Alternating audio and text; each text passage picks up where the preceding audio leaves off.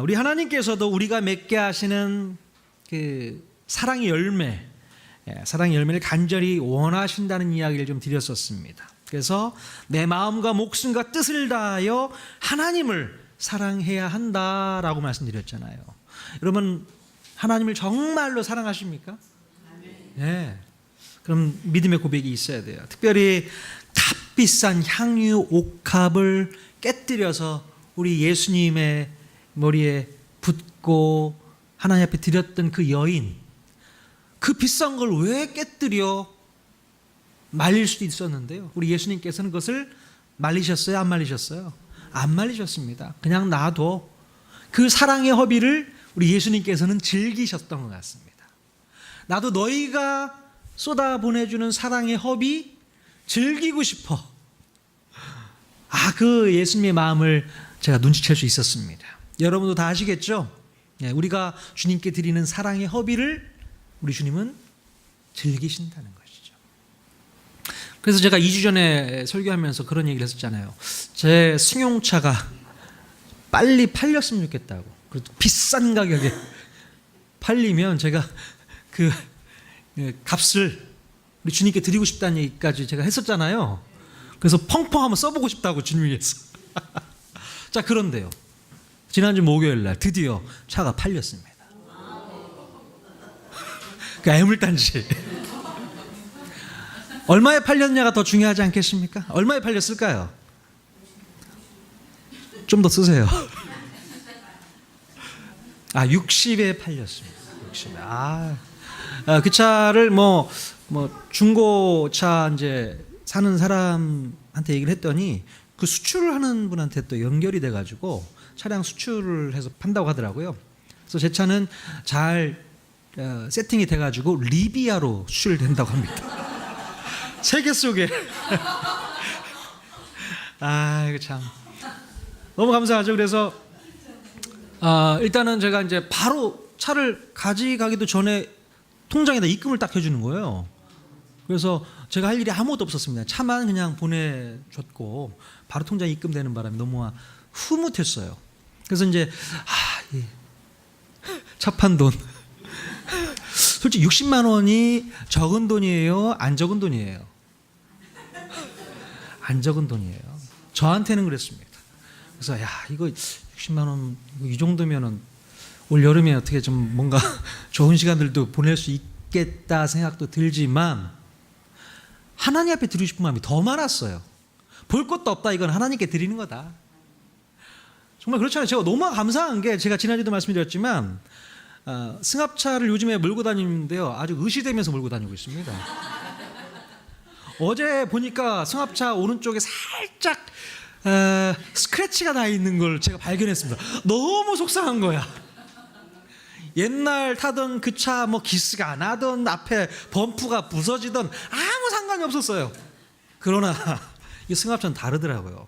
물론 교회에 차기 때문에 더 아껴야 된다는 생각이 들지만 새 차인데 기스나면 너무 속상하잖아요. 제 마음 아시겠죠? 너무 마음이 아팠어요. 그래서 막 계속 닦고 그래서 기스난 거 지워보려고 했었는데 제가 기스낸 건 아닌 것 같고요. 누가 이렇게 스쳐가면서 기스가 난 것 같아요. 일단 한번 확인해 보시면 아시겠지만 그렇게 심하게 기스난 건 아닙니다. 아무튼 너무 기쁜 거예요. 제가 그래서 당연히 이거는 하나님께 드려야 된다 생각을 했던 거죠. 자, 그런데요, 목요일 날 입금이 되어서 하나님께 드리고 바로 그 다음 날 어떤 일이 벌어졌을까요? 바로 그 다음 날 저에게 통하는 교회에 이 책 2권이 도착을 했습니다. 개척교회 목사님들에게 목회와 신학 이 책자를 후원을 하시게 되었습니다. 개인이 후원하는 게 아니고 두란노에서 몇몇 그 개척교회를 선정해서 후원을 하시는 그런 추천이 돼서 추천이 된 거예요, 제가. 와우. 자, 이게 1년에 얼마라고요? 16만 2천 원. 이게 한 3년, 4년 되면은 와, 하나님께서 이렇게 또 채워주시는 것을 또 경험하게 됩니다. 아멘. 그래서 열심히 책 보면서 공부하라고 한 달에 2권씩 이렇게 보내주시게 되어서요, 너무나도 기쁘고 감사했습니다. 이 책은요, 뒤에다가 또 이제 책 꽂아놓을 테니까 여러분들 언제든지 같이 보실 수 있으니까 함께 보시고 하시면 좋을 것 같습니다. 하나님께서는 이렇게 정말 안 주셔도 되는데 굳이 네가 나를 위해서 애쓰는 마음, 또 드리고 싶은 마음, 그것에 대한 작은 또 보답이 또 이렇게 있으신 것 같아서 너무 우리 하나님 너무 멋쟁이신 것 같은 거예요. 안 주셔도 멋쟁이신데 주시니까 더 느끼겠는 거예요, 그거를. 예. 여러분들 그런 경험 많이 하셨으면 좋겠습니다. 아멘. 예. 자, 오늘 우리가 맺어야 될 사랑의 열매, 특별히 또 다른 측면에서의 사랑의 열매를 한번 나누고 싶습니다. 자, 오늘 본문 말씀은 예수님께서 부활하시고 또 승천하시기 전에 예수님께서 제자들에게 나타나신 그런 장면을 우리가 읽었는데요. 자, 여기서 우리가 이제 주인공으로 삼을 수 있었던 예수님의 수제자 베드로 얘기를 잠깐 하도록 하겠습니다. 자, 수제자 베드로는요, 예수님께서 십자가에 달리셨던 그날 새벽에 아주 씻을 수 없는 잘못을 저지르게 됩니다. 어떤 일을 했습니까? 바로 새벽 닭 울기 전에 예수님을 모른다고 몇 번 부인했어요? 3번씩이나. 저는 주님을 모릅니다. 나 그런 사람 알지도 못합니다. 이걸 어떻게 3번씩이나 반복해서 얘기를 할 수 있겠어요? 한번 우리가 읽어보도록 하겠습니다. 좀 길지만 그 상황을 한번 우리가 살펴봤으면 좋겠는데요. 누가복음 22장 57절에서 62절까지 말씀 같이 한번 읽겠습니다. 시작. 베드로가 주의 말씀 곧 오늘 다 울기 전에 내가 3번 나를 부인하리라 하시니 생각나서 밖에 나가서 심히 토하고. 자, 이 장면에서 가장 안타까운 장면을 제가 표시를 해놨는데요. 베드로가 예수님을 부인할 때 그 자리에서 예수님이 그 부인하는 장면을 목격하셨어요.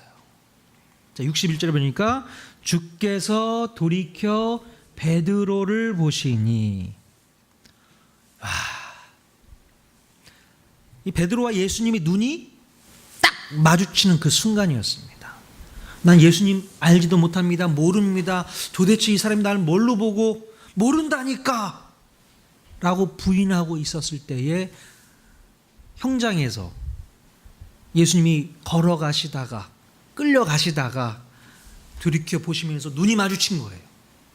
그 마주쳤을 때의 그 순간 우리 예수님의 마음, 베드로의 마음은 어떻겠는가? 자, 우리 예수님 마음이 먼저 생각났습니다. 예수님 마음이 어땠을까? 속상하고 너무나도 가슴이 아플 것이고, 또 베드로가 나중에 후회하면서 고통스러워할 것을 생각하니까 더 그게 속상한 거 있죠. 그런 마음이 우리 그 눈빛에서 베드로가 혹시 읽지 않았을까라는 생각을 해보게 됩니다. 자, 그 후에 이 베드로는요, 부활하신 예수님을 만나긴 했지만 여전히 예수님과의 관계가 서먹서먹한 관계, 관계가 온전히 회복되지 않은 관계였었던 것을 우리가 알 수 있게 되는데요.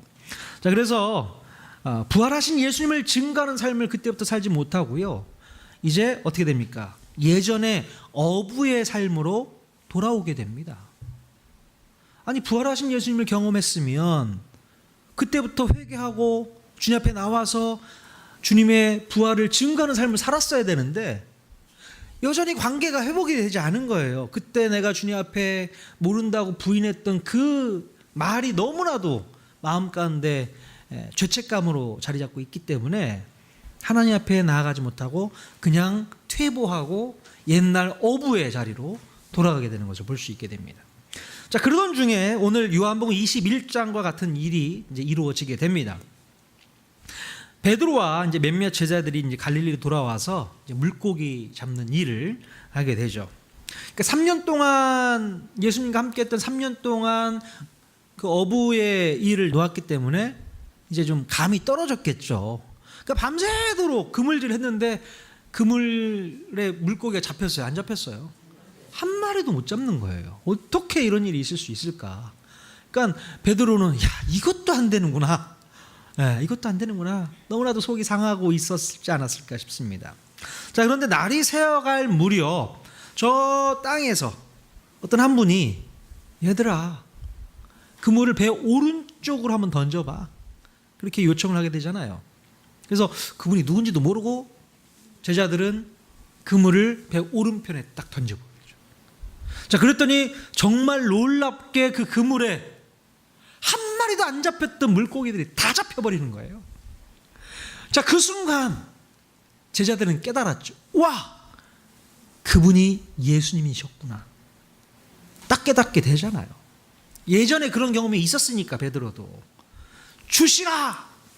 요한이 그 얘기를 딱 터뜨리니까 베드로도 깨닫고 옷을 걸쳐 입고 물속으로 풍덩 빠져서 헤엄쳐 가게 됩니다. 그 거리가 자그마치 100m 정도 됩니다. 와, 200규빗이라고 되어 있는데 100m 되는 거리를 막 헤엄쳐서 달려가요. 주님 보고 싶어서. 자, 그래서 이제 예수님을 만나서 무슨 얘기를 했는지는 모르겠으면 성경에 구체적으로 나와 있지 않지만 이제 예수님께서 조반을 준비해 놓고 있는 그런 그림으로 그려지게 되죠.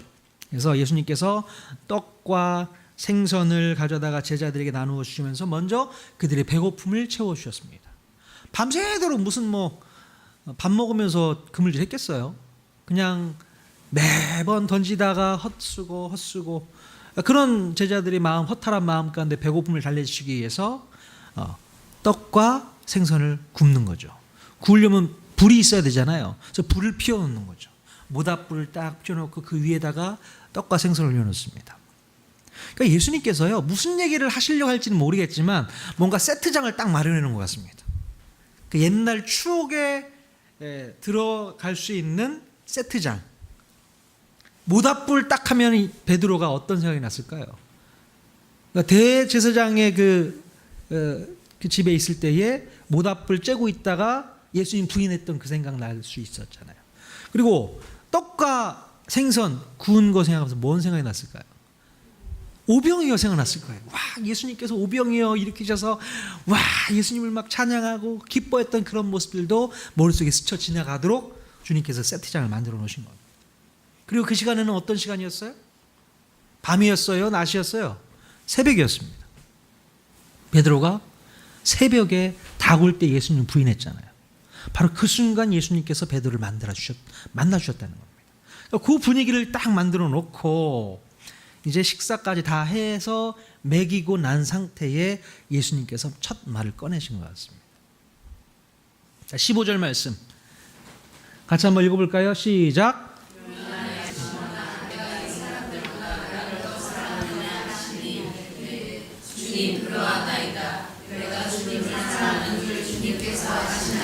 예, 요한의 아들 시몬아, 네가 이 사람들보다 나를 더 사랑하느냐? 질문을 하니까 베드로가 주님, 면목 없죠. 주님, 그렇습니다. 제가 주님 사랑하는 거 주님께서 잘 아실 겁니다. 이렇게 이제 이야기가 진행되면서 3번이나 반복되는 것이죠. 네가 나를 사랑하느냐? 힘들어 죽겠는데 계속 대답하라는 거예요. 예, 주님, 제가 주님 사랑하는 거 아시잖아요. 요한의 아들 시몬아, 네가 정말 나 사랑하니? 사랑하는 거 맞니? 그렇다니까요, 주님.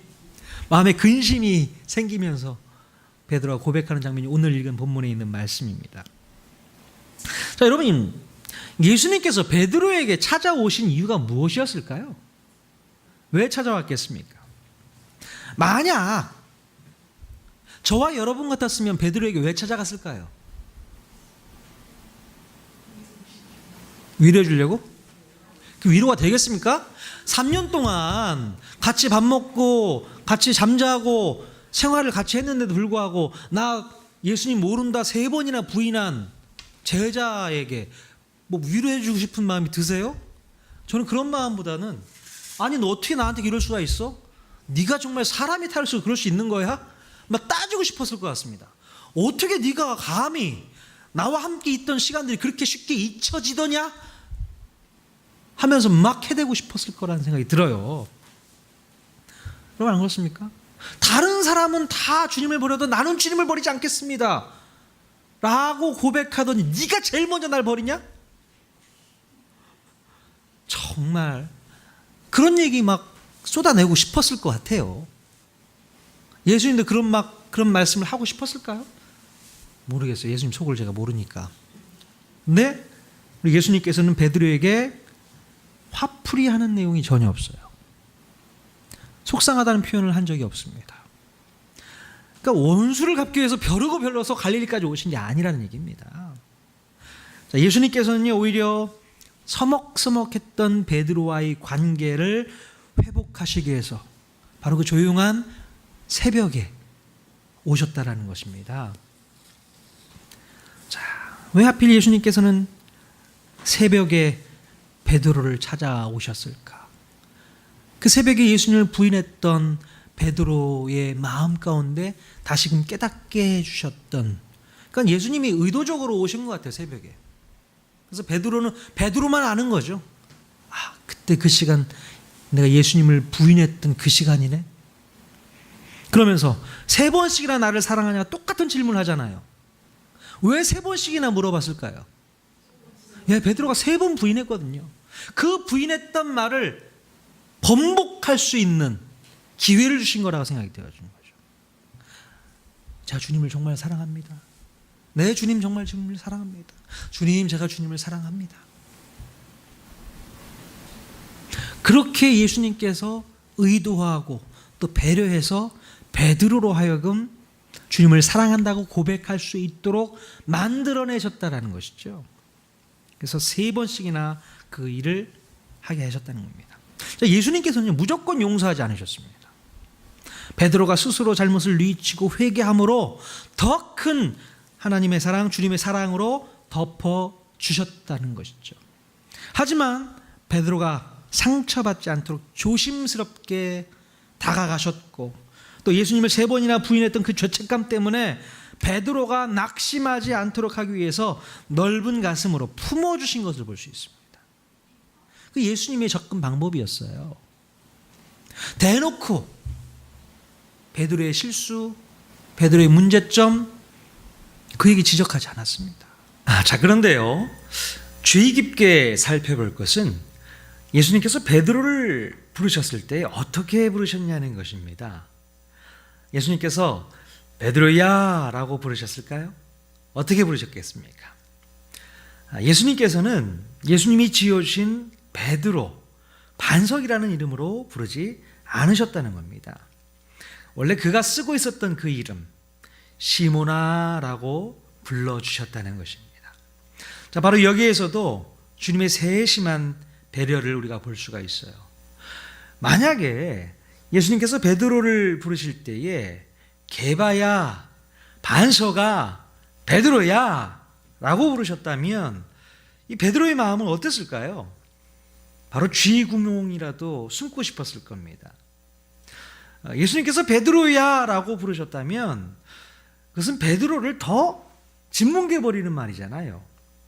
자, 만약에 제가 하나님 앞에서 큰 죄를 짓고 죄책감 때문에 괴로워하고 있을 때에 주님이 찾아오셔서 김중량 목사 김중량이라고 저를 부르시면 제 마음이 어떨 것 같아요? 더 괴롭죠. 왜냐하면 목사라는 직함이 너무나도 부끄럽고 창피하고 또 괴롭게 만들기 때문에 그런 생각을 할 수밖에 없다는 겁니다. 차라리 그냥 중량아 라고 부르시면 그래도 마음이 더 편할 것 같아요. 마찬가지로 예수님은 베드로의 마음을 너무나도 잘 알고 있었기 때문에 베드로, 반석 이렇게 부르지 않으시고 시모나라고 부르셨다는 것입니다. 자, 예수님께서 베드로에게 네가 나를 사랑하느냐라고 물으셨을 때에 베드로는 어떤 마음이셨을까요? 정말 베드로는요, 예수님을 누구보다도 사랑했습니다. 자, 그래서 주님, 제가 주님을 사랑합니다 라고 대답을 하게 되죠. 우리가 주님을 향해서 사랑을 늘 고백하지만 우리의 수준과 형편이 바로 이 정도밖에는 안 됩니다. 사랑한다고 말은 하지만 언제나 우리는 예수님을 모른다고 부인하는 수준에서 살 때가 참 많이 있어요. 말로는 다른 사람들이 다 주님을 버려도 저는 주님을 버리지 않을 겁니다 호언장담했지만 결국 베드로는 예수님을 배신하고 말잖아요. 자, 우리는 죄짓지 않고 살겠다고 결심하지만 결국 죄짓고 회개하고 또 죄짓고 회개하고 예수님을 십자가에 이렇게 반복적으로 못을 박았다는 겁니다. 자, 그러면서 우리는 예수님을 사랑한다고 말로 또 표현하고 있습니다. 여러분, 어쩌면 여러분이 하나님께 맺어드리는 사랑의 열매는 이런 것이 아닐까 싶습니다. 알량한 감사한 그 몇 푼 던져주면서, 제가 그랬던 것 같아요, 자기 만족에 머무르는 그런 거짓된 사랑은 아니었을까요? 늘 사람들 앞에서 주님을 모르는 것처럼 거짓된 삶을 살면서 교회 와서는 거룩한 척 앉아있는 모습이 주님이 보실 때는 어이가 없어 보일 겁니다. 그러면서 우리는 주님을 사랑한다고 남발하고 있습니다. 정말 사랑이 뭔지도 모르면서 우리는 그 정도 수준에서 사랑을 할 수밖에 없는 사람들인 것 같아요. 여러분, 진짜 사랑은요, 내가 비록 상대방에게 큰 상처를 받고 배신을 당하고 모욕을 당해도 오히려 그 상대방이 상처받지 않도록 배려하면서 회복해내는 것이 바로 진짜 사랑이라고 말할 수 있습니다. 나에게 아픔과 상처와 고통과 괴로움을 준 상대방에게 똑같은 방식으로 되갚지 않고 바로 예수님의 방식과 예수님의 방법으로 대하는 것, 이것이 사랑이라는 겁니다. 베드로가 예수님을 사랑한다고 3번이나 고백했지만, 그러나 그 사랑 뒤에는 그럼 더 크고 더 넓은 예수님의 사랑이 작동되고 있었다는 것을 베드로가 눈치채고 있었을까요? 자, 오늘 이 본문에서 보면요, 예수님께서는 자신을 배반한 과거가 있는 제자에게 큰 사명을 주시는 것을 볼 수 있습니다. 자, 주님은 다른 것 물어보지 않으셨습니다. 그때 왜 다 부인했어? 그렇게 물어보지 않으셨어요. 또한 주님은 조건 따지지 않으셨어요. 네가 다시 배반하지 않으면 내가 너에게 양을 맡겨주겠어. 바로 그런 조건 다시지 않았다는 겁니다. 예수님은 베드로를 그냥 있는 모습 그대로 받아주셨어요. 여러분, 사랑의 성품은 있는 모습 그대로 받아들일 줄 아는 성품이 바로 사랑의 성품입니다. 상대방에게 어떤 조건을 달거나 따지거나 묻지 않고 그냥 받아주는 통 큰 마음이 바로 사랑인 줄로 믿습니다. 그럼 누가복음 15장에 가서 보면요, 하나님의 통 큰 사랑이 뭔지 잘 그려져 있는 이야기가 있습니다. 바로 우리가 잘 알고 있는 탕자의 비유라는 이야기잖아요.